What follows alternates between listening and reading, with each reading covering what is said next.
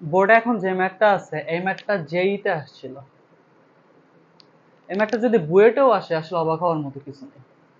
এই ম্যাথটা যদি বুয়েটেও আসে অবাক হওয়ার মতো কিছু নাই। ওকে, এখানে একটা সিলিন্ডার আছে, হ্যাঁ এখানে একটা সিলিন্ডার আছে, এইটা হইল গিয়ে পিস্টন।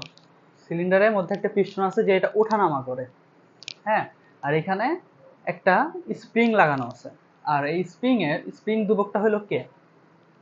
আর নিচে এই পিস্টনের নিচে এখানে আছে গ্যাস, হ্যাঁ। এখানে আমি তাপ দিচ্ছি, তাপ দেওয়ার ফলে এই পিস্টনটা উপরের দিকে উঠে যাবে, হ্যাঁ। তো ফার্স্ট কোশ্চেনটা হইল ডিপি আর ডিভি এর মধ্যে গ্রাফ, মানে চাপের পরিবর্তন আর আয়তনের পরিবর্তনের গ্রাফটা। আর সেকেন্ড কোশ্চেনটা হইল গ্রাফটি, যে এখান থেকে যে গ্রাফটা পাবো এই গ্রাফটা ডিবি এর সাথে 30 ডিগ্রি কোণ করলে কে এর মানটা কত, মানে স্প্রিং দুর্বকের মানটা কত সেটা বলছে। আর থার্ড কোশ্চেনটা হইল গ্রাফ থেকে এর বাহ্যিক কাজ, মানে এখান থেকে যে গ্রাফটা পাবো ওই গ্রাফ থেকে বাহ্যিক কাজ, মানে মূল কথা যে এটা আমার প্রথমটা সলভ করা লাগবে, প্রথমটা থেকে নিচের দুটো সলভ করা লাগবে। ওকে, প্রথমটা দেখো, চাপের পরিবর্তন আর আয়তনের পরিবর্তনের গ্রাফ। এখানে যেহেতু একটা সিলিন্ডার আছে, এখান থেকে আমি যেহেতু তাপ দিচ্ছি, তো এই পিস্টনটা উপরের দিকে উঠে যাবে, হ্যাঁ। উপরের দিকে উঠে ধরো এইখানে চলে আসছে, এখানটাতে চলে আসছে, এটা ধরো ডেল এক্স উঠে আসছে, আর পিস্টনটার ক্ষেত্রফল ধরো এ। ওকে, আচ্ছা আমার শুরুতে দেখো চাপের পরিবর্তন ডিপি,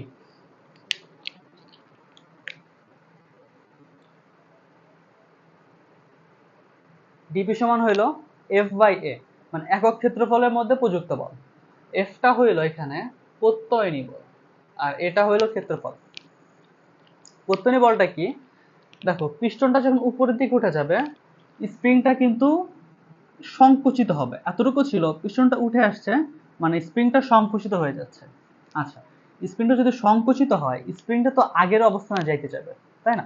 স্প্রিংটা আগের অবস্থানে যাইতে যাবে, তো আগের অবস্থানে যেহেতু যাইতে যাবে তো নিচের দিকে সে প্রত্যয়নী বল দিবে এফ, নিচের দিকে প্রত্যয়নী বলটা দিবে এফ।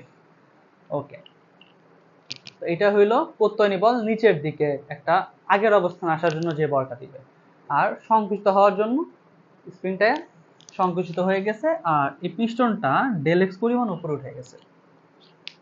আচ্ছা, তো ডিপি সমান এফটা হলো প্রত্যয়নী বল, প্রত্যয়নী বল সমান হলো কে এক্স, এক্সটা হলো কতটুকু সরণ হয়েছে, এখানে সরণ হয়েছে ডেল এক্স পরিমাণ ডিভাইডেড বাই এ। দেখো চাপের পরিবর্তনটা পাইছি ডিপি, কিন্তু ডিভিটা এখনো পাই নাই। এখন কি করা যেতে পারে, এ দ্বারা গুণ করো, এ দ্বারা গুণ করাই দাও, ডিপি সমান কে ডেল এক্স, এ দ্বারা গুণ করাও আর নিচে এ দিয়ে ভাগ করে দাও, তাহলে আগের রাশিটাই আসবে। তাহলে এ দ্বারা গুণ করাইলে এ স্কোয়ার, এ দ্বারা গুণ করাইলে এ স্কোয়ার। আচ্ছা এখন দেখো ক্ষেত্রফলের সাথে যদি এক্স গুণ করাই তাহলে পাবো আয়তন, ক্ষেত্রফলের সাথে কোন একটা দৈর্ঘ্য গুণ করাই দিলে পাবো আয়তন। তাহলে দেখো ক্ষেত্রফলের সাথে ডেল এক্স গুণ করাচ্ছি, মানে ক্ষেত্রফলের সাথে দৈর্ঘ্যের পরিবর্তনটা গুণ করাচ্ছি, তাহলে পাবো আয়তনের পরিবর্তন। তাহলে আসবে ডিপি, ডিপি সমান কে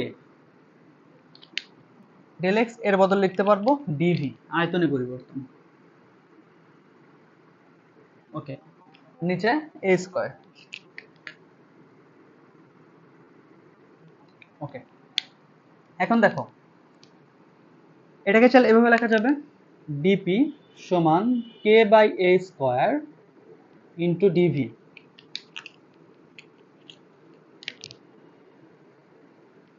রাইট, এখন দেখো, এখন দেখো আমার P versus DP versus DV এর গ্রাফ লাগবে, আঁকাও, গ্রাফটা আঁকাও আপাতত।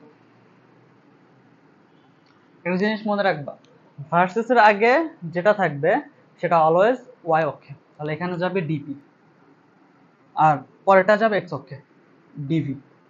ওকে, এখন দেখো ডিপিটা কোন অক্ষে আছে, ওয়াই অক্ষে আছে, তাহলে বসা ওয়াই। এখন দেখো কে, এটা একটা ধ্রুবক, এই স্কয়ার এর ক্ষেত্রফল সেটাও ধ্রুবক, চেঞ্জ হবে না। তাহলে কে বাই এই স্কয়ার পুরোটাই ধ্রুবক, তার মানে আমি কে বাই এই স্কয়ারটাকে বলতে পারবো কনস্ট্যান্ট। আচ্ছা, ঢাল কিন্তু সেটা একটা কনস্ট্যান্ট, তাহলে এইটার জায়গায় আমি লিখতে পারবো এম। ডিভি সেটা কোন অক্ষে আছে? এক্স অক্ষে আছে, তাহলে হবে x y is equal to m x.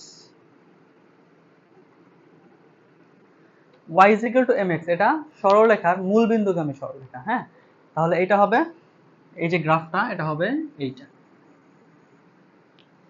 এটা হলো ডিপি ভার্সেস ডিভি এর গ্রাফ, মূল বিন্দুগামী y is equal to mx, এটা হলো মূল বিন্দুগামী সরলরেখার সমীকরণ। তাহলে এটা হবে ডিপি ভার্সেস ডিভি এর গ্রাফ। ওকে, ফার্স্টটা ডান, প্রথমটা বুঝছি। ওকে, সেকেন্ডটা আসো। গ্রাফটি ডিভি এর সাথে 30 ডিগ্রি করলে কে এর মান কত, মানে স্প্রিং ধ্রুবকের মানটা কত, আর এখানে এর মানটা বলছে 5। ওকে, মানে গ্রাফটি ডিভি এর সাথে 30 ডিগ্রি কোণ করছে, ডিভি এর সাথে 30 ডিগ্রি করছে, কে এর মানটা লাগবে। ওকে, ঢাল এম, ঢাল এম, এটা কি ট্যান থিটা না? ট্যান থিটার মানকে তো ঢাল বলা হয়। আচ্ছা, এই এম এর বদলে দেখো, এম এর বদলে কি আছে? কে বাই এ স্কয়ার, মানে কে বাই এ স্কয়ারের বদলে তো এম লিখছি, তাহলে এম সমান লেখা যাবে না কে বাই এ স্কয়ার।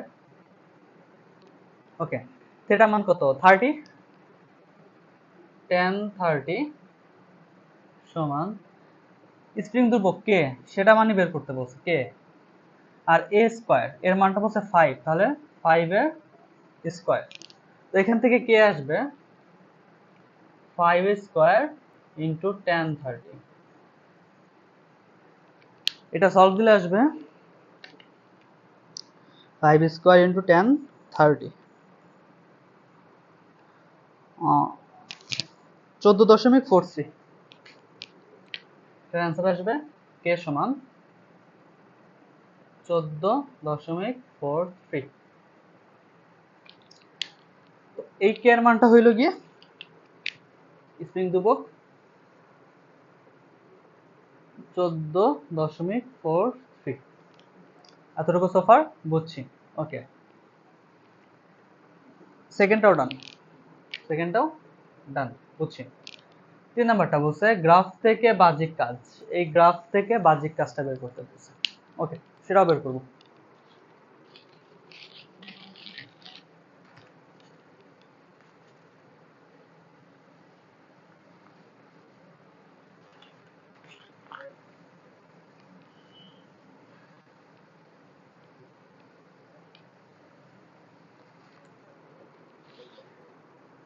দেখো, গ্রাফটা ছিল মূল বিন্দুগামী সরলরেখা, গ্রাফটা ছিল মূল বিন্দুগামী সরলরেখা, তার মানে কি এরকম না? এটা এটা হইল গিয়ে ডিপি ভার্সেস ডিভি এর গ্রাফ ছিল, রাইট? এটা ওকে, এখান থেকে কি তো কাজটা লাগবে? আচ্ছা, একটা জিনিস দেখো, এই বিন্দুর স্থানাঙ্ক দেখো, এতটুকু হইল ধরো p1, তাহলে এতটুকু এবার আবার তো আয়তন, তাহলে v1, আবার এইখানে এই বিন্দুর জন্য এতটুকু তো p2 ধরো, আর এতটুকু হইল v বরাবর, তাহলে v2। ওকে, সে কতটুকু এরিয়া দখল করছে? এতটুকু এরিয়া দখল করছে, সে এতটুকু এরিয়া দখল করছে, তাই না? ওকে, পি ভার্সেস বি এর গ্রাফে গ্রাফটা যতটুকু এরিয়া দখল করে বা যতটুকু জায়গা দখল করে সেটার ক্ষেত্রফলই হইল কৃত কাজের সমান। তাহলে এতটুকু যে জায়গা দখল করছে সেটা হইল কৃত কাজের সমান ডাব্লিউ। দেখো, এটা একটা ট্রাপিজিয়াম, তাহলে ট্রাপিজিয়ামের ক্ষেত্রফলটা হবে কৃত কাজের সমান। তো ট্রাপিজিয়ামের ক্ষেত্রফলটা হইল হাফ ইনটু সমান্তরাল বাহুদ্বয়ের যোগফল, এই বাহুটা আর এই বাহুটা, এই বাহুটা হলো P1 আর এই বাহুটা P2।